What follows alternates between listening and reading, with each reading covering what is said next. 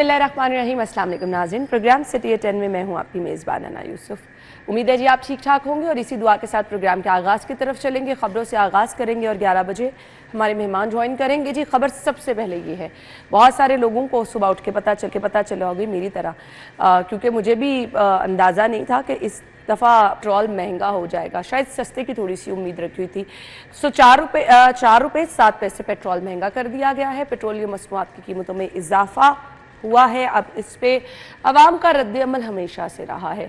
अवाम हमेशा से रिएक्शन अपना देते हैं, क्योंकि ओवरऑल इसका इम्पैक्ट महंगाई पे जाता है।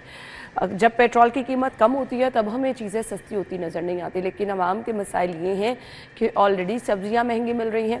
रोज़ाना के इस्तेमाल की चीज़ें ना, आपने पेट्रोल भी इस्तेमाल करना है, आपने सब्ज़ी भी इस्तेमाल करनी है, घी, चीनी। अब वो लोग जो कि पूरे महीने का राशन इकट्ठा नहीं कर सकते, उन्होंने 2 दिन या 3 दिन के लिए चीज़ें जो है वो लेकर आनी होती हैं। तो अब वो लोग जो कि बाइक पे सुबह जाते हैं जी अपने काम पर, दफातर में, उन्होंने भी रोज़ाना की बुनियाद पर पेट्रोल डलवाना होता है। सो आपकी ज़रूरियात ज़िंदगी का रूटीन में बढ़ते रहना, कीमतें बढ़ते रहना आपकी ज़िंदगी पर असरअंदाज हो रहा है। ना सिर्फ ज़िंदगी पर, मेरे ख्याल से अब लाइफ क्वालिटी लोगों की मुतासर होती चली जा रही है। वो इस तरह से क्योंकि आप डिप्रेशन की महंगाई की वजह से मरीज़ होते चले जा रहे हैं। बिजली के बिल, बच्चों के स्कूल की फ़ीसें, रोज़ाना का राशन, ये अवाम की ज़िंदगी के सबसे बड़े मसाइल बन चुके हैं और ये अवाम को अंदर अंदर कहते हैं ना खोखला करते चले जा रहे हैं। इस टाइम अवाम की ये सिचुएशन है। हमारे रिपोर्टर्स हमारे साथ मौजूद हैं जी। इमरान यूनुस और दुर्रे नायाब ने आज हमें ज्वाइन किया प्रोग्राम में। वेलकम कहेंगे। अस्सलाम वालेकुम। बड़ा दिल दुखी सा हो रहा है, हालांकि मैं बड़े फ्रेश आई थी। अच्छा, सिचुएशन ये है कि महंगाई है, पेट्रोल महंगा हो गया। 4 रुपये, अब उसको कहता है अच्छा जी 4 रुपये क्या महंगा है, लेकिन ओवरऑल अगर मैंने कहा ना कि लोग, क्योंकि मैं अक्सर देख रही हूँ घरों में लड़ाई झगड़े, हर बंदा कह रहा है जी बच्चों की फ़ीस देनी है, पेट्रोल है, रोज़ाना इस्तेमाल की चीज़ें हैं, 2-2.5 हज़ार रुपया घर का खर्चा है, उस पर फिर आपने ज़रूरत की चीज़ है जी, हर रोज़ पेट्रोल भी डलवाना है, बिजली के बिल भी आपने देने हैं। किसी तरह से गर्मी आ जाने का नाम नहीं ले रही है। आपकी लाइफ क्वालिटी मुतासर हो रही है। आपको यहाँ से भी सुकून नहीं है, आपको यहाँ से भी सुकून नहीं है।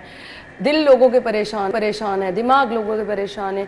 इवन वो लोग जो कि अपने कामों पे जाते सही तरह परफॉर्म नहीं कर पाते। इमरान यूनुस भाई, आपने तो अपने इंट्रो में ही समंदर को कूजे में कैद कर दिया है। ये बड़ा अच्छा डिसीजन है, बड़ा अच्छा फैसला है। अच्छा। और जमहूरी हुकूमतें जो होती हैं उनके लिए ये फैसले बहुत अच्छे होते हैं। क्यों? ये झूले नहीं मिल रहे हैं आपको, कभी कम कभी ज्यादा। मैं आपको बता रहा हूँ ना, जब आप ऐसे डिसीजन लेते हैं उसके बाद क्या होता है कि आपने सिर्फ पेट्रोल की कीमत नहीं बढ़ाई। हाँ। आपने पेट्रोल की कीमत बढ़ाई, उसके बाद अशिया खुरोनोस जो है वो महंगी होंगी। और स्पेशली ऐसा मुल्क जिसमें सैलाब की तबाहकारियाँ अभी भी चल रही हों, लोग जो हैं वो बेचारे अभी उन्हें होश नहीं आया, सैलाब की तबाहकारियों से वो निकले नहीं। उन पर जब आप ऐसा सितम करेंगे उसके बाद क्या होगा? खुदकुशी होंगी।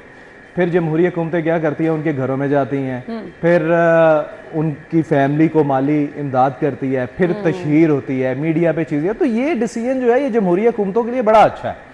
लेकिन आम आवाम के बारे के हवाले से बात की जाए या एज ए जर्नलिस्ट मैं बात करूं तो ये रात को ही मैंने ये पढ़ा, नोटिफिकेशन जब आया मैंने पढ़ा तो ये खिलाफ तवक्को था। मतलब मुझे उम्मीद नहीं थी कि इस बार वजारत खजाना जो है वो इस किस्म का डिसीजन लेगी। मुझे भी लग रहा था कीमत नीचे आएगी। जब आपको पता है कि आपका मुल्क जो है वो इस वक्त शदीद बदतरीन बहरान में है, इस वक्त आप क्या कर रहे हैं? आप इंटरनेशनल कुव्वतों को, इंटरनेशनल आपके जो दोस्त हैं, इंटरनेशनल जो इदारे हैं, जो डोनर तंजीमें हैं, उनको आप कह रहे हैं कि भाई हमारी इमदाद की जाए।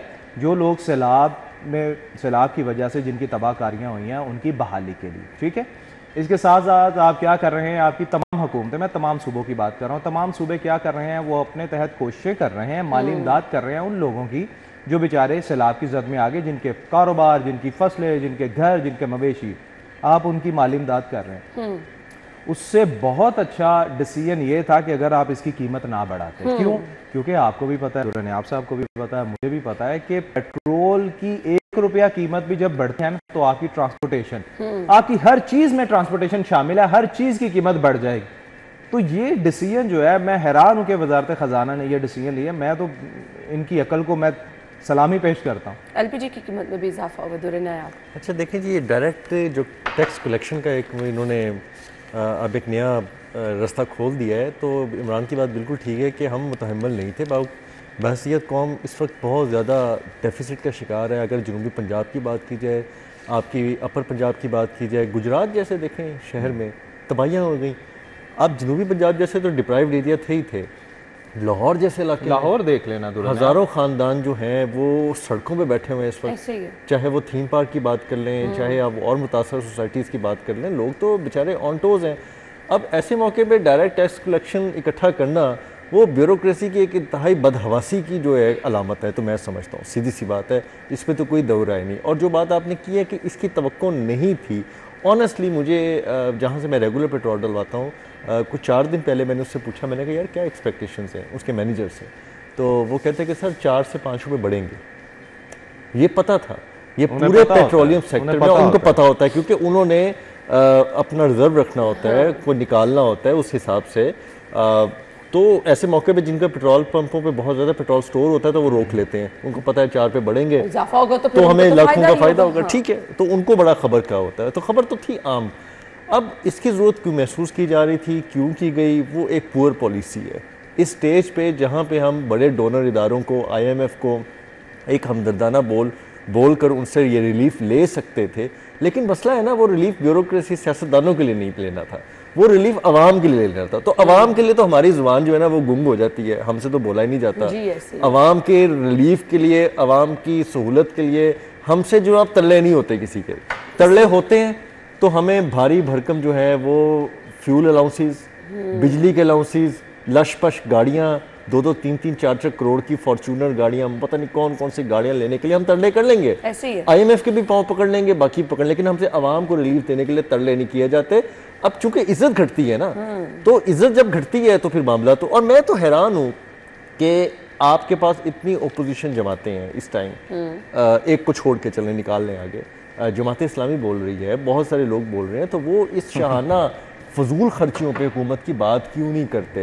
वो इस पर कोई पुरअमन एहतजाज, कोई ऐसा अपोजिशन है कहाँ दुर्नियाज़ साहब, अपोजिशन है कहाँ पर? नहीं, वो महंगाई की वजह नहीं इमरान, बिल्कुल बात ठीक है, वो महंगाई की वजह पे नहीं जाते। देखिए महंगाई है, आप भी प्रोटेस्ट कर रही होंगी, हम भी प्रोटेस्ट कर रहे हैं, हमारी जेबों से जो हलाल कमा रहा है सारों में जा रहे हैं, उस बेचारे ने तो चीखना है। लेकिन हमारे पास तो ऐवान बाला में कोई अथॉरिटी इस तरह नहीं है ना कि हम जाके ओपोजिशन सीटों में खड़े हो जाए। आपके पास तो सीटें हैं, आप तो नुमाइंदा है, आप नुमाइंदा हैं, आप पीपल्स पार्टी से बात कर सकते हैं, मुस्लिम यूनियन से बात कर सकते हैं, MQM से, हर जगह जाके फोरम पे बात कर सकते हैं। तो मैं ये समझता हूँ कि वक्त की बड़ी ज़रूरत है, आप हुकूमत की इन शाह खर्चियों पे, फजूल खर्चियों पे बात करें, चाहे वो जमात इस्लामी है, चाहे वो उलमाए जमात अपनी मौलाना फजल रहमान साहब की कोई जमात है, कोई भी लेवल। अच्छा, अब आपने शाह खर्चियों की बात की तो देखें, मुझे समझ आती है, चले आपने जिन भी वजूहात की बिना पर पेट्रोल की कीमत में इजाफा किया, सो दूसरी तरफ जिन लोगों को मुफ्त पेट्रोल मिल रहा है, क्या उनका पेट्रोल भी कम किया जाएगा? बिल्कुल नहीं, महंगा हो गया है, बिल्कुल आप नहीं। भी थोड़ा सा इसको आपको हैरान कुन हद तक आपके लिए बड़ी खबर होगी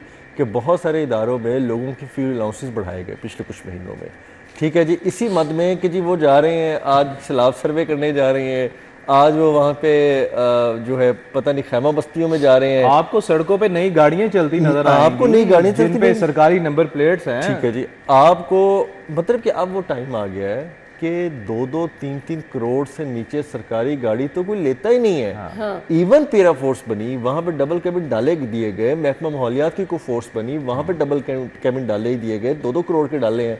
आपकी फॉरेस्ट की जो एक फोर्स बनी, मतलब आपको एक अथॉरिटी बनाने में अरबों रुपए दरकार होते हैं, अरबों रुपए दरकार होते हैं एक अथॉरिटी बनाने में, और ये हुकूमत, इसकी तो हम हमेशा बात करते हैं, दुर्नियाब भी अक्सर इस हवाले से जो है वो ख़बरें देते रहते हैं, मैं भी इस पर काम करता रहा हूँ कि इस गवर्नमेंट का फेवरेट मशगला जो रहा है, चाहे वफाकी तौर पे आप बात करें, इन्होंने अथॉरिटीज़ जो है वो बनानी होती है, कंपनीज जो है वो बनानी होती है, पता नहीं इन्हें अपने इदारों, देखिए हम बात इनके खिलाफ नहीं है, आपको अपने इदारों पे इत्मीनान नहीं है, फायदा आवाम को पहुंच रहा है ना जिस मकसद के लिए आप बना रहे हैं, ना हर अथॉरिटी का ऑलरेडी डिपार्टमेंट मौजूद है, उस डिपार्टमेंट के ऑपोजिट आपने एक अथॉरिटी खड़ी कर दी। अच्छा, एक खबर मैं आपको और, यहाँ तो आप इदारा बंद कर दें फिर अथॉरिटी इंट्रोड्यूस करवाएं। एक खबर मैं आपको और ब्रेक करना चाहता हूँ, पता नहीं किसने दी है, शायद अली रामी ने दी हो या मुझे आइडिया नहीं, आपकी नजर से गुजरी हो, इन्होंने तमाम फंड्स जो है वो उठा लिए हैं इस वक्त, चाहे वो वासा के फंड्स थे, चाहे वो वाटर एंड सैनिटेशन के में थे, पंजाब डेवलपमेंट। सैलाब मुतासिरीन के लिए। हाँ जी, अब उन्होंने उठा लिए। ठीक है। अब उन्होंने कहा जी हम इसको रीप्रायोरिटाइज करेंगे। अच्छा। अब रीप्रायोरिटाइज में मुझे नहीं समझ आता कि भाई आप रीप्रायोरिटाइज करने की तो बात ही नहीं थी। आप तो सैलाब मुतासरीन हैं, उनके घरों का मसला है, उनकी खुराक का मसला है, उनको रिलीफ देने का मसला है, उनके बिल बिजली उनके सारी लाइबिलिटीज का मसला है, आप उस पर एक्सपेंड करें। अब ये रीप्रायोरिटाइज हो रहा है ना, आप उसमें देखिएगा क्या होगा। उसमें क्या होगा, लाहौर शहर के गिर्द 164 अरब रुपए का एक बंद बांधा जाएगा। ठीक है जी। और पता नहीं किस किस किस्म के मंसूबे रखे जाएंगे। पूरी पंजाब की डेवलपमेंट को इन्होंने एक तरह से फ्रीज कर दिया है। तो अभी हालात ये हैं और अभी तक इनको ये नहीं पता, इतने दिन हो गए हैं, लोगों के फंड्स रुक गए हैं, इदारों के फंड्स रुक गए हैं, इनको अभी तक ये नहीं पता कि रीप्रायोरिटाइजेशन हमने किस पे करनी है, किस बेस पे करनी है। मैंने 4-5 सेक्टर्स आपको बताए हैं जो प्रायोरिटी होनी चाहिए। सलामत अरसों की बहाली होनी चाहिए, सैलाबज़दा इलाकों की रिहेबिलिटेशन होनी चाहिए, उनके जो लाइबिलिटीज़ हैं उनको फिल वक्ती मौखर या माफ़, मेरा तो ख्याल है माफ़ करना चाहिए, लेकिन मौखर कर दें तो बड़ी बात है। उनके खाने पीने के अखराजात 1-1, 2-2 महीने के राशन का हिसाब होना चाहिए। बच्चों की स्कूल की फीसें एक देखें ना, एक पूरा वो अपनी शाह खर्चियों को देखें। हाँ, जो बात आप कर रहे हैं उस पर अमल दरामद करें। बट अगेन ओवरऑल अगर महंगाई की सूरत है, एलपीजी, सॉरी जी मैंने महंगी कह दिया था, सस्ती हुई है, बट वो आने वाले दिनों में महंगी हो जाएगी। वो बस 8-10 दिन की और कहानी रह गई है। आपने एलपीजी, अगर एलपीजी आपने सस्ती की है ना, आपकी कुछ ट्रांसपोर्ट जो है वो एलपीजी पे भी चलती। ठीक है, मुझे आज गवर्नमेंट का कोई इदारा दिखा दें जो जाके ये चेक करे कि एलपीजी जो कम हुई है, कीमत कम हुई है, क्या किराए कम हुए, एक पैनी भी कम नहीं हुआ होगा। और आपके इदारे जो हैं वो थोड़ा सा इंतजार कर लें, वो खरगोश में नहीं रहनी है। और महंगाई ओवरऑल अगर हम देख लें रोजाना के बुनियाद पर, आपको मार्केट की भी सूरत हाल बताते रहते हैं। इंतजामिया के लिए ये क्वेश्चन मार्क है कि इन कीमतों को भी जो मेंशन की जाती हैं इस पर भी अमल दरामद करा लें। इस पे भी लोग जो हैं वो बहुत ज़्यादा परेशान हैं जी। हम ब्रेक के बाद ज्वाइन करते हैं आपको, स्टे विद अस।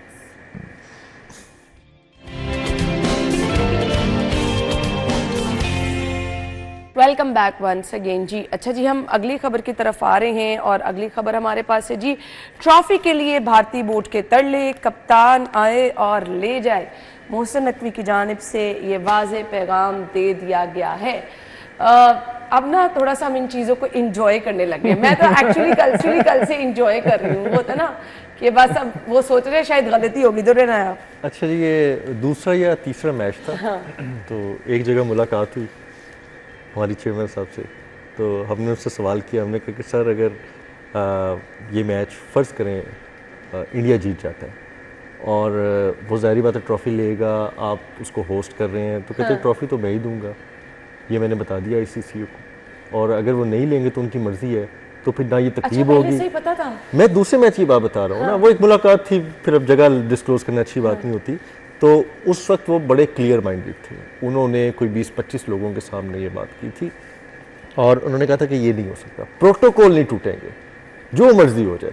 अच्छा, ये इंडियंस मिस कैलकुलेट करके, उनको शायद इससे पहले जो चेयरमैन पीसीबी थे उनका एक्सपीरियंस था। हाँ। तो उनको ख्याल था कि जी हम बड़ा ऐसे करेंगे तो हमारा जो इंडियन जो गूफ मीडिया है ना, वो इस चीज़ को बड़ा प्रमोट करेगा। हाँ। और वो पागलों की तरह वो ना सारा दिन ढोल बजाएंगे। तो उनको अब ना मसला ये है कि ट्रॉफी के बगैर जश्न मनाया तो जा रहा है, लेकिन अब इंडियंस अवाम भी जो है वो बेवकूफ़ तो नहीं है। हाँ। वो कहती है जी ट्रॉफी लें, ट्रॉफी किधर है, ठीक है जी आप ट्रॉफी दिखाए। जितने मीम्स हमने बनाए हैं ना, उससे ज़्यादा इंडियंस ने बनाए हुए मीम्स, अगर आप उनके पेजेस पे जाएं तो।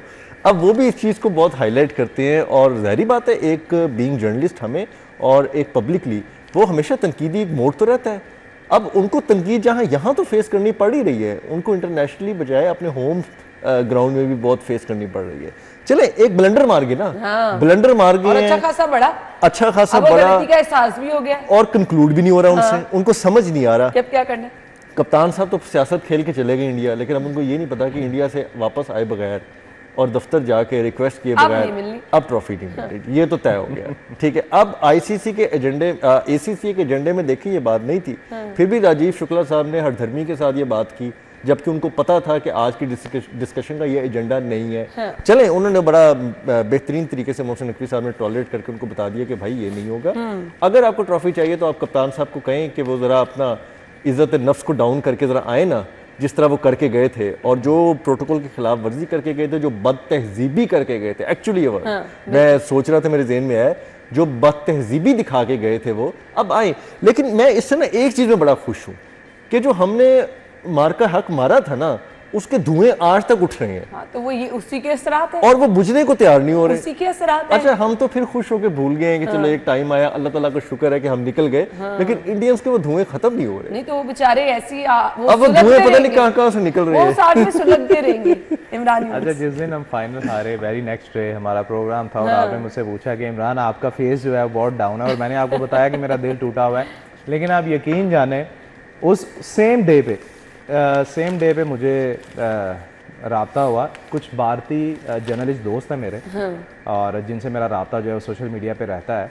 तो मैंने उन्हें ना ये जब टूर्नामेंट शुरू होना था इससे पहले मेरी उनसे बात हुई थी, और ये मुझे उन्होंने याद करवाया। तब मैंने उन्हें ये कहा था, हमारी बात हो रही थी, मैंने उन्हें ये कहा कि जनाब आप पाकिस्तानी इदारों के साथ जैसा मर्ज़ी बिहेव करें, आप पाकिस्तानी पॉलिटिशियंस के साथ जैसा मर्ज़ी बिहेव करें, कोई प्रॉब्लम नहीं है, लेकिन एक चीज़ याद रखिएगा, ये जो हमारे इंटीरियर मिनिस्टर है ना, इनके साथ पंगा नहीं लेना। और ये एशियन क्रिकेट काउंसिल के अब मतलब हेड भी हैं। तो मैंने कहा इनसे आपने पंगा नहीं लेना। अच्छा, ये बात मुझे उस दिन उन्होंने, जब मैं प्रोग्राम से फ्री हुआ, मैं बैठा खबर बना रहा था 12 बजे के एज लाइव, तब मुझे उनका मैसेज आया कि हम बात हो सकती है। मैंने कहा हाँ जी। कहते यार आपने ये कोई ना महीना पहले हमसे ये बात की थी, तो ये बंदे क्या है? मैंने कहा यार मैंने कहा था इस बंदे को नहीं छेड़ना आपने, इसके बारे में अगर पूछना है तो हमसे पूछ लो, हम 18 साल से इनको मिले हुए हैं। मैंने कहा ये बंदा जो है ना, प्यार से कुछ भी करवा लो, लेकिन अगर जब असूल की बात आएगी तो ये असूल से नहीं हटेगा। अच्छा, इंडियंस इमरान इस हद तक गंदे हो गए कि वो ड्यू रिस्पेक्ट को भी भूल गए, वो एक प्रोटोकॉल को भी भूल गए। असल चेहरा वैसे उनका बाइदो भी यही था, वो खुल के सामने अब आ गया तो एक अलग बात। आप ये देखें ना, ये सियासत को हर जगह सियासत को ले आते हैं, इन्हें पता नहीं क्या तकलीफ है। हालांकि पाकिस्तानियों ने, पाकिस्तानी क्रिकेटर्स ने, पाकिस्तानी अवाम ने कभी इनके साथ ऐसा बिहेव नहीं किया। हम हमेशा खेल को खेल रखते हैं। सोच है ना, ये जिस जगह पे जाएगी वहां पे। अच्छा, ये इतना सिंपल बात है इमरान, सॉरी मैं बात एक ऐड करके आप कंक्लूड कीजिएगा कि सिर्फ अब क्या है कि कप्तान साहब आए, आके इज्जत से बैठे, सलाम लें, चाय पिए और ट्रॉफी ले जाएं, लेकिन इनको ये इज्जत भी हजम नहीं होगी। इसके बगैर ट्रॉफी नहीं निकलेगी, ये मैं उन्हें बता चुका हूं। मैंने कहा कुछ भी कहते आपको कैसे पता? मैंने कहा भाई मैं लिख के देने के लिए तैयार हूं। देखें, बात इस तरह है कि जब भी ग्राउंड में, खेल के मैदान में, सिर्फ क्रिकेट की बात नहीं कर रहा, कोई भी खेल हो, चाहे वो फुटबॉल है, हॉकी है, क्रिकेट है, या कोई भी आपकी खेल है, मैं इंटरनेशनल खेलों की बात कर रहा हूं, उसमें होता क्या है कि जब भी प्रोटोकॉल की खिलाफ वर्जी होती है, फाइन्स होते हैं, सजाएं होती हैं, जुर्माने होते हैं। ठीक है, हारिस रऊफ ने जो एक्शन किया उस पर जो रिएक्शन आया, जो फाइन हुआ, बिल्कुल, चाहे वो जो है मोहसिन साहब ने अदा किया, भारतीय कप्तान ने जो प्रेस कॉन्फ्रेंस में कहा उसको भी फाइन हुआ। अब ये चीज जो उसने प्रोटोकॉल की खिलाफ वर्जी की कि जी मैंने ट्रॉफी नहीं लेनी, भाई जब आपने ट्रॉफी नहीं लेनी तो अब अपनी उस बात पे रहो। राजीव शुक्ला साहब जो है, जब उन्होंने, बिल्कुल दुर्रा ने आपने सही बात की कि उन्होंने एजेंडे में वो चीज शामिल नहीं थी, और उन्होंने कहा कि जी हम चैंपियन हैं, हमें ट्रॉफी दी जाए। अब बात यह है कि भाई ट्रॉफी आपको क्यों दी जाए? ट्रॉफी तो हमेशा वो लेता है जो क्रिकेट टीम का कैप्टन होता है। अगर उसने वहां नहीं ली तो मोहसिन साहब ने ठीक कहा कि भाई आके आप हमारे ऑफिस आए, एसीसी ऑफिस आए और आके अपनी ट्रॉफी रिसीव कर ले। उन्होंने ये नहीं कहा कि मतलब कि कोई ऐसी बात है कि आगे मुझसे माफी मांगी जाए, या ये नहीं कहा, उन्होंने कहा ट्रॉफी चाहिए, आप आए अपनी ट्रॉफी ले लें। अच्छा, जो कि होता ही बड़े दिल के साथ बात की ना, लेकिन इसके बगैर ट्रॉफी नहीं मिलने वाली। अच्छा, जो इंडियन कैप्टन साहब कहते हैं ना कि जी हम अपनी जो मैच फीसिस हैं वो इंडियन आर्मी के नाम करते हैं, ठीक है, मैं तो उनके इस बयान का खैर मकदम करता हूँ। उसकी वजह है क्योंकि इंडियन फोर्सेस को कुट्टी इतनी पड़ गई है, ओ भाई रिसीव तो कर लो ना। नहीं, मार्का हक में कुट्टी इतनी पड़ गई है कि उनकी तो डोनेशन बनती है। उनकी तो जितना लॉस हुआ, जितने उनका सिस्टम खराब हुए, जितने उनके लॉसेस मिलिट्री इंस्टॉलेशंस के हुए, तो वो तो बनती है। आपको तो पुरानी फीसें भी दे देनी चाहिए जितना लॉस हुआ है। अब आने वाली कई सदियां जो है ना, कई सदियां, वो तो मैं कहता हूँ फिलहाल अभी सवाल ये आंख उठा के नहीं, टेढ़ी आंख से भी नहीं देख पाएंगे, ऐसे भी नहीं देखेंगे पाकिस्तान है। सवाल ये है, इसके लिए हो सकता है इंडियन कप्तान की टांग पे पट्टी बांध के व्हील चेयर पे बैठ के जी मैं तो चल नहीं सकता, बस अब मुझे ट्रॉफी भिजवा दी, रास्ता तो कोई निकालना पड़ेगा। अच्छा जी, अगली खबर है जी, टेक्सटाइल बरामदात $7 अरब तक जा सकती हैं, बिजली सस्ती, शरह सूद कम की जाए। गौहर एजाज साहब की जानिब से कहा गया है। एप्टमा का सालाना इजलास और बारहा गौहर एजाज साहब की जानिब से ये मुतालबा भी किया जा रहा है। दुर्रे नायाब, ये प्रैक्टिकल सॉल्यूशंस हैं और गौहर एजाज साहब ने खुद प्रैक्टिकल सॉल्यूशन पे हमेशा काम किया है। मैंने उनके जितने भी बयान सुने, जबकि खुद भी वो निगरान सेटअप के अंदर वजारत में थे, वो हमेशा प्रैक्टिकल सॉल्यूशंस की तरफ बात करते थे जो हो सकता है। अब आप जमा तफरीक में कहें कि जी कल को हम इतनी बरामदात इकट्ठी कर देंगे, आप हमें कुछ ना दें, आप हमें कुछ फैसिलिटेट ना करें, हम आपके लिए जो है ना वो कोकाब से पहाड़ तोड़ लाएंगे, चांद तारे ले आएंगे, ये नहीं हो सकता। आपको फैसिलिटेट करना पड़ेगा।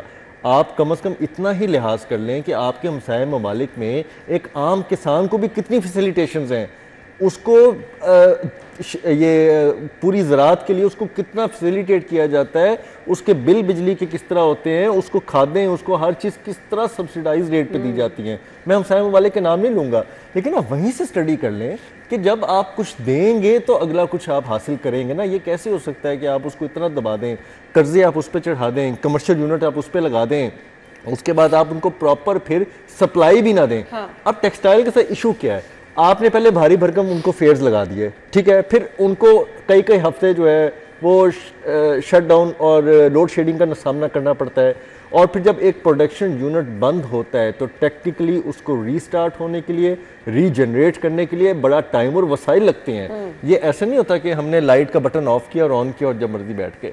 एक यूनिट की प्रोसेसिंग बंद होने का मतलब है कि लाखों डॉलर का नुकसान उस दिन हो जाता है। बिल्कुल सही कह रहे हैं। और आप करते हैं जी, किसी दिन गैस नहीं आ रही वहाँ पे, जी गैस का मसला पड़ गया है, किसी दिन बिजली का मसला पड़ गया है, किसी दिन कोई मसला पड़ गया है। तो टेक्सटाइल यूनिट्स का बहुत बड़ा इशू है। उनका ये जो डिमांड है बड़ी मुनसिफाना है, जायज़ है, इसको हर सतह पे माना जाता है, लेकिन इनको रिलीफ नहीं दिया जाता। अब ये दरमियान वाली बात नहीं समझ आती कि हुकूमत मानती है, वो कहती है ठीक है, इनका भी जस्टिफाइड है क्योंकि वो फिगर्स पे है, लेकिन उनको रिलीफ नहीं दिया जा रहा। बिल्कुल। इमरान यूनुस, मैंने मैं अभी याद कर रहा था, कोई 10-12 साल पहले मैं शेखुपुरा के करीब गौहर एजाज साहब की एक फैक्ट्री है, मैं वहाँ गया और वहाँ पर मेरी उनसे बात हुई और मैंने पूछा कि पाकिस्तान तरक्की जो है वो कैसे कर सकता है। गौहर साहब, मैं तो देख रहा हूँ कि आपके एम्प्लॉयज़ जो हैं काफ़ी खुशहाल दिखाई दे रहे हैं और ये सारा इंडस्ट्रियल एरिया है, लोग तो काफ़ी खुश हैं, तो पाकिस्तान क्यों नहीं तरक्की कर रहा। तब भी उन्होंने मुझे ये 3 चीज़ें जो हैं, ये 10-12 साल पहले की बात कर रहा हूँ, तब भी उन्होंने ये कहा था कि हमें अपनी बरामदात जो है बढ़ाने की ज़रूरत है, बिजली सस्ती करने की ज़रूरत है, टैक्सेस में कमी करने की ज़रूरत है। ये चीज़ें भी उन्होंने मुझे 12 साल पहले कही थी। अच्छा, उसके बाद चूँकि गौहर एजाज फाउंडेशन जो है वो एनुअली लम्स में जो है वो स्टूडेंट्स को स्कॉलरशिप्स देते हैं, ठीक है, तब भी वहाँ पर भी ये हमेशा यही बात करते हैं कि जी आपको बरामदात बढ़ाने की ज़रूरत है, वो मुल्क की तरक्की की बात करते हैं। जिस तरह आपने कहा कि बार हाँ उन्होंने अपनी प्रेस कॉन्फ्रेंस पे भी हमेशा वो यही बात करते हैं, गवर्नमेंट को मशवरे देते हैं और ये काबिल अमल हैं, लेकिन मुझे समझ नहीं लगती कि गवर्नमेंट जो है वो क्यों इस पर अमल दरामद नहीं करती। हाँ, इन्होंने अपनी वजारत में कोशिश तो बहुत की बरामदात बढ़ाने की और उसमें हुए भी, लेकिन जब तक आप यकीन जाने, जब तक इस मुल्क में बिजली सस्ती नहीं होगी, हम माशी तरक्की किसी सूरत भी उसका अहदाफ मुकम्मल नहीं कर सकते।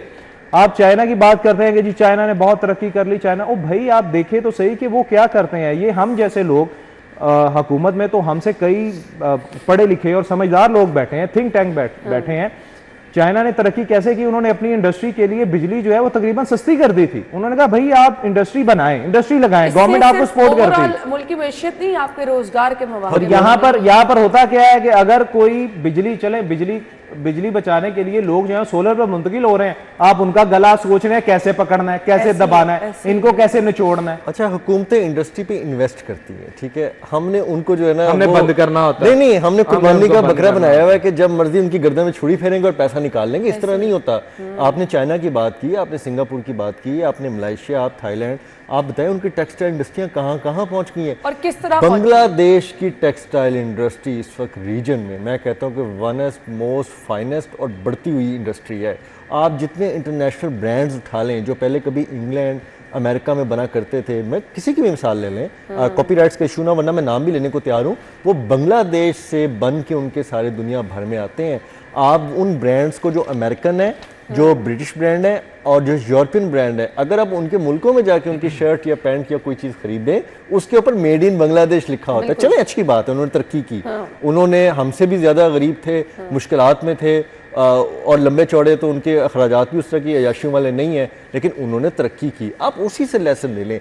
आप अगर इनको आज थोड़ा बिजली सस्ती करके इन्वेस्ट करते हैं तो कल $7 अरब जो बरामदात हैं इससे भी बढ़ सकती हैं। आपको रेवेन्यू रिटर्न भी तो होना है ना। मैं और दुरे नियाब, एक छोटी सी बात मैं यहाँ लाजमी बताना चाहूँगा। मैं और दुरे नियाब मिलान गए, ठीक है, यूरोप टूर पे थे हम, मिलान गए, हम वहाँ पे शॉपिंग की। आप यकीन जाने वहाँ दुरे नियाब ने और मैंने 2 अपर लिए, किसने और एक मैंने, हमने वो बहुत महंगे लिए। क्यों? क्योंकि उस पर लिखा हुआ था मेड इन पाकिस्तान। और आप यकीन जाने, और वो ऐसे थे कि हमने को 10-12 साल यूज किए, वो खराब नहीं हुए। पुरानी बात है, 2012-13 की बात है, अब वो बातें नहीं हुए, अब वो बातें नहीं रही। मैं ये बात बता रहा हूँ कि हमारी चीजें जो हैं वो इतनी अच्छी हैं। दूसरी आप बात कर रही हैं ना कि दुरे ने आप तो बहुत बड़ी बात कर रहे हैं कि शोबों की तरक्की के हवाले से। मैं एक छोटी सी मिसाल दे देता हूँ। ये बर्ड्स के हवाले से मैं बात करूँ, सिर्फ लाहौर में 2 साल पहले की बात, 2 साल पहले की बात कर रहा हूँ, इस गवर्नमेंट के आने से पहले की जो इनकी पॉलिसी है, जो इन्होंने बर्ड्स का कारोबार बंद कर दिया, सिर्फ लाहौर जैसे शहर से आपको पता है कि परिंदे जो हैं वो एक्सपोर्ट किए जाते थे दूसरे ममालिक में।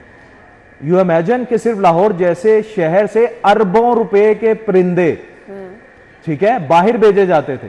लेकिन इस गवर्नमेंट ने क्या किया, वो कारोबार ही बंद हो गया, टैक्सेस लगाए, इंपोर्ट एक्सपोर्ट बंद कर दी। अब वो जो लोग बेचारे करोड़ों रुपए इन्वेस्ट किए हुए थे, वो सारे मतलब बेड़ा गर्क हो गया उस जब तक ये चीजें नहीं की जाएंगी, आपकी इनकी सोच ही नहीं है। बिल्कुल, बहुत सारा जो आप रेवेन्यू भी जनरेट कर सकते हैं, अपने मुल्क को फायदा भी पहुंचा सकते हैं, आपके पास एक्सपर्ट भी मौजूद है, आपके पास पैसे लगाने वाले भी मौजूद हैं। आप प्लान आप बिल्ड करना है जी। हम ब्रेक के बाद आपको ज्वाइन करेंगे, हमारे साथ रहिए।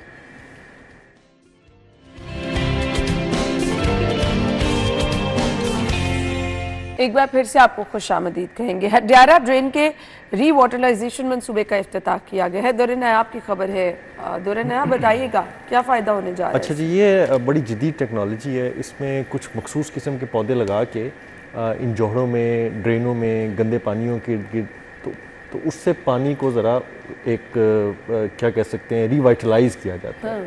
और ये एक बड़ा नेचुरल फिनोमिना है, नेचुरल तरीके से उसको ट्रीटमेंट किया जाता है वेस्ट वाटर को। वैसे तो आप देखिए वेस्ट वाटर ट्रीटमेंट लगाएं, अरबों रुपए डेली का खर्चा है उसका, लेकिन ये कुछ मखसूस पौधे हैं जिनको लगाने के बाद आप उनको पानी में अगर लगा दें और पानी वहाँ से गुजरना शुरू हो जाए तो उनके अंदर अल्लाह ताला ने कुदरती तौर पे ऐसा एक फिल्ट्रेशन प्लांट रखा हुआ है जो ना सिर्फ उस पानी को साफ़ करता है बल्कि गंदे मवाद जो है वो भी ख़त्म करता है और उसके जो वाइटल्स है वाटर के जो प्रॉपर्टीज़ कह सकते हैं उनको मज़ीद बेहतर करता है। ये बहुत अच्छा है और ये बड़े सालों से सोच रहे थे। बड़ी अच्छी बात है कि लोकल गवर्नमेंट ने इस पर प्रोजेक्ट पे आगाज़ किया और एक प्राइवेट यूनिवर्सिटी है, बहुत बड़ी यूनिवर्सिटी है, यूनिवर्सिटी ऑफ लाहौर, उन्होंने इनके साथ इसमें एक JV किया है और वो इस प्रोजेक्ट को लेके आगे जा रहे हैं। कल मियाँ शकील अहमद साहब जो सेक्रेटरी लोकल गवर्नमेंट है वो खुद गए थे, वहाँ पे UL के भी हेड थे, सब ने मिलके इसको बाकायदा ना सिर्फ पौधे लगाए हैं बल्कि वो सारे सिस्टम को देखा है, समझा है। अब कुछ अरसे बाद जब आप सैंपल लेंगे, जिस तरह हमारे ड्रेनों में अक्सर पोलियो के सैंपल जो है पॉजिटिव आ जाते हैं, जब आप इसकी प्रॉपर्टीज़ को देखेंगे, पानी के सैंपल लेंगे तो आपको मेजर डिफरेंस नजर आएगा और आप फिर ये समझेंगे कि हमें तो लाहौर की ड्रेनों पे, हमें तो लाहौर के जोहड़ों पे, गंदे इलाकों पे जहाँ पे पानी आपका जमा होता है, इंडस्ट्रियल एरियाज़ पे जहाँ पे इंडस्ट्री का पानी निकलता है, हमें तो बहुत पहले ये कर लेना चाहिए था जो हमने नहीं किया। और आज तो अगर ये किया होता, आज से 10 साल पुराना एक प्रोजेक्ट था जिसपे जैपनीज़ भी काम कर रहे थे, मुख्तलिफ यूरोपियन कंट्रीज़ ने भी काम किया और उन्होंने हमें सजेस्ट किया, उन्होंने यहाँ तक भी कहा कि जी हम आपको लगा देते हैं। अभी भी यूनिसेफ जो है वो उसको पूरा स्पॉन्सर कर रही है, उसके अंदर पूरा चिप इन कर रही है अपनी टेक्नोलॉजी को, अपने फंड्स को, और कह रही है कि आप करके तो देखें, अगर आपको समझ आता है और उसके बाद आपको रिजल्ट मिलते हैं तो फिर इसको पूरे लाहौर समेत पूरे पाकिस्तान में फैलना चाहिए। ठीक है। अच्छा जी, बरकी रोड समेत तरक्याती मनसूबों के लिए 28 अरब मंजूर किए गए हैं। PND बोर्ड इजलास और पैरक इन्फोर्समेंट स्टेशन बिल्डिंग की मरम्मत के लिए 9 अरब, नए स्टेशन की तामीर के लिए 7 अरब की मंजूरी दी गई है। इमरान यूनुस, देखें मैं तो ये कहता हूँ कि हमेशा फंड्स की तकसीम जो है वो कारकर्दगी की बुनियाद पर होनी चाहिए। फिर ही डिपार्टमेंट वट एवर वो कोई भी डिपार्टमेंट्स की तरक्की तभी मुमकिन होती है जब उन्हें ये पता होगा कि भाई अगर हम परफॉर्म अच्छा करेंगे तो फिर गवर्नमेंट जो है वो हमारा साथ देगी। और इसीलिए मैंने ये बात कही कि जो फंड्स की तकसीम है वो कारकर्दगी की बुनियाद पर होनी चाहिए। अगर आप इस तरह कहेंगे कि जी ठीक, अगर चलें हम शहर की बात करते हैं, शहर को आप ये ले लें कि ठीक है, ऑब्वियसली शहरी तरक्की जो है वो इसलिए भी ज़रूरी है कि जब रोड इंफ्रास्ट्रक्चर जो है वो बेहतर होता है, फिर वो शहर भी हर हवाले से बेहतर होता है। बिल्कुल। लेकिन आप ये भी देखें कि आपकी जो फंड्स की तकसीम है वो मुनसिफाना है या नहीं है, जो फंड्स आप यूटिलाइज़ कर रहे हैं या आगे फराहम कर रहे हैं उनको कैसे यूटिलाइज़ किया जा रहा है, इस पे चेक एंड बैलेंस जो है वो हमेशा से नहीं रहा। फर्जी तौर पे वो कह देते हैं कि जी ठीक है जी आप रिपोर्ट भेजें, कहाँ फंड्स लगे, कितने लगे, लेकिन आप उसको काउंटर चेक तो करें। ये चीज़ें नहीं होती। बड़ी अच्छी बात है, नए नए डिपार्टमेंट्स बन रहे हैं, जिस तरह हमने बात की कि नई नई अथॉरिटीज़ बन रहे हैं, उनके दफातर बन रहे हैं, बहुत अच्छी बात है, होने भी चाहिए। लेकिन जो बात मैं ये कर रहा हूँ कि गवर्नमेंट अगर चाहती है कि वो आवाम का पैसा या अपने फंड्स, सरकारी फंड जो है उनको बचाना चाहती है, तो जब आप काउंटर चेक करना शुरू करेंगे ना तो फिर आप देखिएगा आपके आधे फंड जो हैं वो वैसे ही बच जाएंगे। बिल्कुल ऐसे। तो ठीक है, पीएनडी जो है वो हमेशा इजलास करते हैं, वहाँ पर वो देखते हैं कि किस डिपार्टमेंट को कितनी ज़रूरत है और उसको कितने फंड जो है वो दिए जाने हैं। तो मेरे ख्याल से वो साथ फिर काउंटर चेक जो है ना, ऐसी पॉलिसी जो है उस पर भी अमल दरामद होना चाहिए। अच्छा, मेरा इसमें ना एक बड़ा बेसिक इख्तलाफ है। वो इख्तलाफ ये है, इमरान की बात को मैं सेकंड करूँगा, लेकिन मेरा एक और ज़ाविया सोचने का कि एक ब्यूरोक्रेट है, वो मास्टर्स करता है या कोई भी डिग्री करता है, उसके बाद वो उसकी सिलेक्शन हो जाती है CSS करके, वो पाकिस्तान एडमिनिस्ट्रेटिव सर्विसेज में आ जाता है और उसको फिर जिन चीज़ों का एक्सपीरियंस नहीं होता वो ना सिर्फ वहाँ बैठ के तजर्बे करता है बल्कि उस पर ऐसा बेड़ा गर्क करता है कि आपको अंदाज़ा नहीं होता। एक पैस सर्विस का बंदा वो हेल्थ के फैसले कर लेगा, उसको पता होगा अस्पतालों में कौन सी टेक्नोलॉजी, कौन सी मेडिसिन किस तरह से बना दी है। अच्छा, एक चीज़, फिर एक बंदे ने अकाउंट्स इकोनॉमिक्स पढ़ी नहीं, ठीक है, वो बैठ के तकसीम कारी करेगा कि कौन से फैसले, कौन से पैसे किसको पहले देने, किसको नहीं देने। और इसी तरह अगर वो किसी जगह पे खुदा ना खास्ता अबव हायर एजुकेशन में चला जाता है, चाहे उसको खुद फॉरेन एजुकेशन या हाई स्किल्ड एजुकेशन का एक्सपीरियंस ना हो, तो वो डिज़ाइन कर रहा होता है कि हमारे मुल्क में किस किस्म की हायर और फॉरेन एजुकेशन और स्किल्ड एजुकेशन की ज़रूरत है। अब यहाँ पे तो जब तकसीम कारी की बात आ जाती है तो इनको तो अंदाज़ा ही नहीं होता कि हमने क्या करना है, लिहाजा वो हाथ सीधे करते हुए पहुँच जाते हैं। लेकिन ये सब तब फेल हो जाते हैं जब हुकूमत वक्त की डायरेक्शन चेंज होती है और वो कहते हैं कि नहीं, जो इससे पहले जरूरी था वो खत्म, अब जो हुकूमत चाह रही है ना, अब हमने उधर जाना है। अब अगर इन्होंने बरकी रोड को एक्सपैंड करना है तो इन्होंने करना है। इन्होंने 21 किलोमीटर बरकी रोड जो कि अब्दुल्ला गुल इंटरचेंज से गुंदी चेक पोस्ट तक जाएगी, इनको 3 लेन करना है। ठीक है, वो तो पूरा शहर बन गया, वो तो रोड शहर बन गया। अब उन्होंने वो करना है तो उन्होंने कहा जी छोड़ो फंड्स का बहाव किधर है किधर नहीं है, दे दो। उसके बाद कमाल लेदर रोड, इसका भी एक्सपेंशन थी, उसके लिए भी फंड्स दिए गए। फिर एक कमास रोड बड़ी ज़रूरी थी, उसको मैं भी कहता हूँ कि वाकई ज़रूरी थी।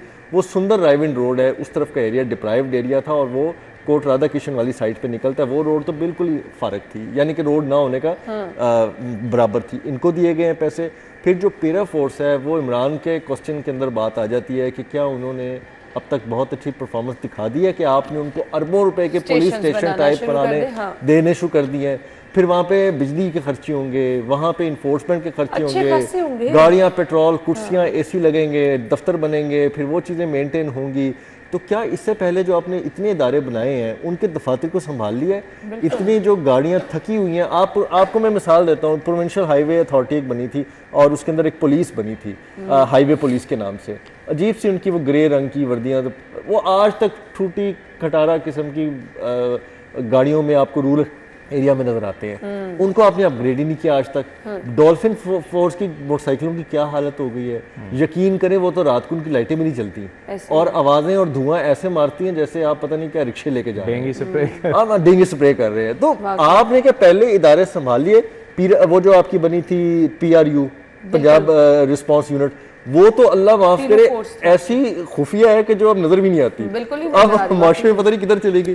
तो सवाल ये है कि क्या आप पीरा फोर्स के साथ भी यही करने जा रहे हैं? तो अरबों रुपए के फंड दे के भी आपको कुछ हासिल होने वाला नहीं। बिल्कुल ऐसे ही है, क्या किया जा सकता है? यहाँ पे फंड्स अच्छे खासे हैं, लेकिन ये फंड्स इस्तेमाल हो जाए, उसके समरात नजर आ जाए तो इससे ज्यादा 17-18 अरब रुपए के फंड पैसे नहीं आपको पहले झटके में मिल जाए। अभी पहला यूनिट उनका पासिंग आउट पेड हुई है, पहला निकला है दस्ता उनका, अच्छे खासे पैसे मिल गए, अच्छे खासे, और आपको 18 अरब रुपए मिल गए हैं कि जी आप ठीक है लगाएं, आप दफातर बनाएं, आप बिल्डिंगें बनाएं, अब क्या होगा कि सरकार की जगह यूटिलाइज होंगी, वो तो फ्री ऑफ कॉस्ट आ गई, आपको मिल गई थानों के लिए, आपको जो भी ऊपर तो स्टेशन खर्चे बनने हैं ना अच्छे खासे। ऊपर बिल्डिंगें बन रही हैं, फर्नीचर्स आ रहे हैं, एसीज लग रहे हैं, अंदर और गाड़ियां फिर शाड़ियां जो आपका पेट्रोल। असल काम है वो आप कितना कर रहे हैं, फिर उस पर फिर क्वेश्चन मार्क है। हम ब्रेक के बाद आ रहे हैं जी, हमारे साथ रहिए।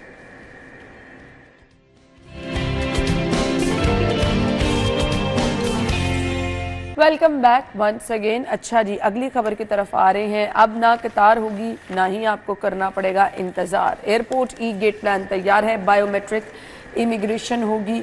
महकमा पासपोर्ट, इमिग्रेशन, नादरा समेत दीगर स्टेक होल्डर्स के साथ मुशावरत के बाद ई गेट्स मंसूबे के डिज़ाइन का मरहला मुकम्मल कर लिया गया है। इमरान यूनुस। ये जितनी चीज़ें इसमें बयान की गई हैं, आप खुद सोचें कि ये सब मसाइल जो हैं वहाँ पर लोगों को दरपेश होते थे। इनफैक्ट हम खुद फेस करते रहे हैं, हमने भी विज़िट किए हुए हैं और ऐसे मसाइल जो है हमें उनका सामना रहा है।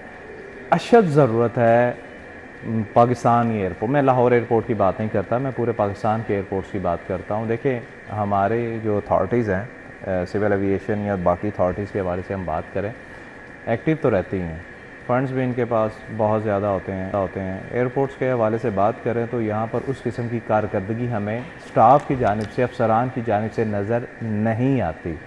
आपको एयरपोर्ट पर एंटर होने से, सामान अपना बुक करवाने से, टिकट लेने से, प्लेन में बैठने तक इतने के मसाइल आपको दरपेश होते हैं कि जिसकी अक्सर वीडियोज़ जो हैं वो भी सामने आती रहती हैं। और 3-4 रोज़ कबल जो है वो हमारे रिपोर्टर जो हैं उन्होंने ख़बर ये दी थी कि PIA की जो फ़्लाइट है जद्दा से सामान लाना जो है वो भूल गई। ई गेट्स प्लान दुरेनाया आप। जी बिल्कुल, अब तो हम खैर बहुत देर कर दी है। अब पूरी दुनिया में ई गेट्स लग चुके हैं, पूरी दुनिया में ई इमिग्रेशन हो रही है और दुबई में ख़ास तौर पे देखें, वहाँ पे तो अब आपको पासपोर्ट की ज़रूरत नहीं है जी। अब तो वो तो उससे भी आगे चले गए हैं। तो अल्लाह करे हम उस स्टैंडर्ड पे कर लें। मुझे सिर्फ एक इशू हमेशा ये रहा है कि हम वो स्टैंडर्ड मेंटेन नहीं करते, हम वो टेक्नोलॉजी, वो इक्विपमेंट, वो चीज़ नहीं लेते, हम सस्ते ऑप्शंस की तरफ जाते हैं और हमेशा हम टेक्नोलॉजी पे कॉम्प्रोमाइज़ करते हैं, इक्विपमेंट पे कॉम्प्रोमाइज़ करते हैं, जिसके बेरपा असरात नहीं होते और उससे ज़्यादा लॉसेस होते हैं और आपका सिस्टम कहीं ना कहीं क्रैश कर जाता है। आप बार बार इक्विपमेंट चेंज कर रहे होते हैं, कभी सॉफ्टवेयर का मसला, कभी हार्डवेयर का मसला, कभी कोई इशू।